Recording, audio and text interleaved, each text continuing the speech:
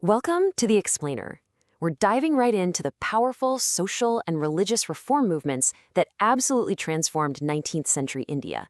I mean, this was an intellectual and cultural awakening that you'll see still echoes in so many ways today. So, to really get a grip on why reform was so desperately needed, you just have to look at this observation from the sociologist Max Weber. It's a pretty stark quote, right? But it powerfully captures a feeling that wasn't just held by outsiders. Crucially, a lot of Indian thinkers felt the very same way, that many existing practices were, holding the nation back, hurting its social and moral fabric.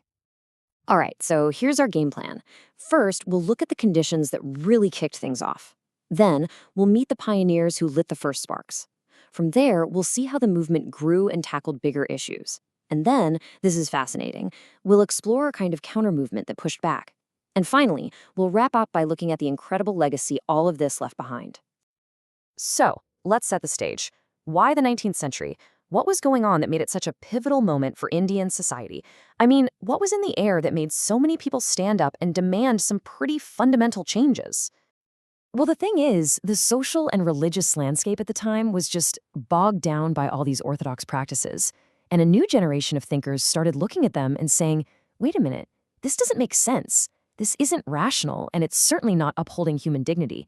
The great reformer Raja Ram Mohan Roy put it perfectly. He said the existing system just wasn't, and I'm quoting here, well calculated to promote the political interest or social comfort of the people. And that growing dissatisfaction, that was the spark that was about to ignite a huge fire of reform. And that brings us right to the first major spark of this whole movement, and to the man who ignited it. He's often called the father of the Indian Renaissance, and his name was Raja Ram Mohan Roy. Now, Raja Ram Mohan Roy was an absolute pioneer. He championed a rational, almost scientific approach to religion.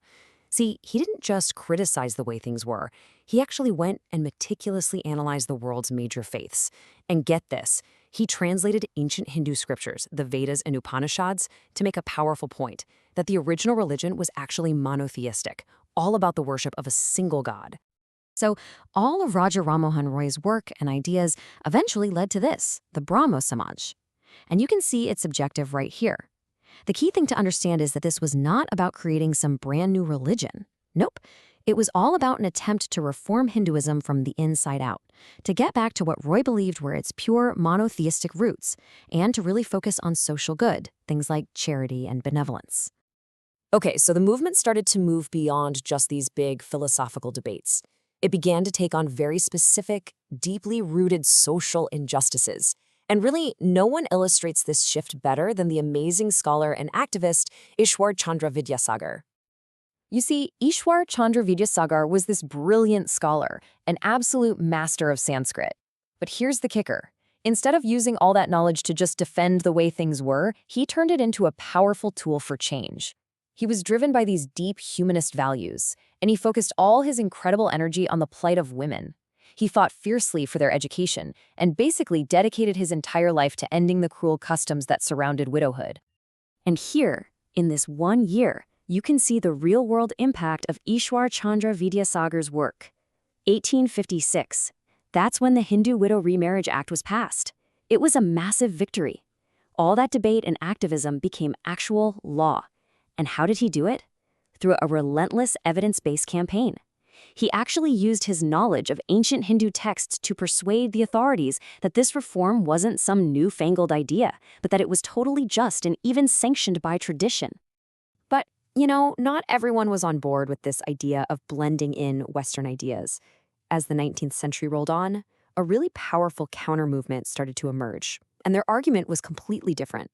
They said, hold on, true reform doesn't mean modernizing, it means going back.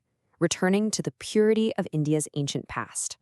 And this table just lays it out perfectly. You basically had two competing visions for India's future. On one side, you've got the reformists, think Raja Ram Mohan Roy, who were inspired by Western education and rationality. They were even willing to work with the British to get laws passed. But on the other side, you have the revivalists. They were fiercely anti-imperial, they rejected foreign influence, and their whole goal was to revive what they saw as the pure, undiluted wisdom of ancient India. The leading voice of this whole revivalist movement was a man named Dayananda Saraswati. In 1875, he founded the Arya Samaj, and he did it with a pretty radical argument. He basically said that the true essence of Hinduism had been corrupted over centuries by priests and by later texts like the Puranas. If you wanted the original, pure, and true religion, he claimed you had to go back to the most ancient scriptures of all, the Vedas. And this simple phrase became the movement's powerful call to action. Go back to Vedas. It was a clear and direct rejection of two things at once. First, it rejected the Western ideas that the reformists were championing. And second, it rejected what Dayananda Saraswati saw as all the superstitious corruptions that had crept into Hinduism over the centuries. It was nothing less than a call for complete purification and revival.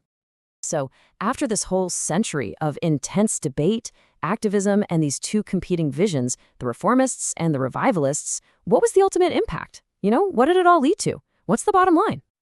Well, the legacy is just immense. I mean, these movements did so much more than just change a few laws. They fundamentally reshaped the Indian mindset. Think about it. For the first time on a really large scale, centuries-old customs were being questioned right out in the open. They paved the way for future progress on things like women's rights. They helped foster a new and confident sense of national identity.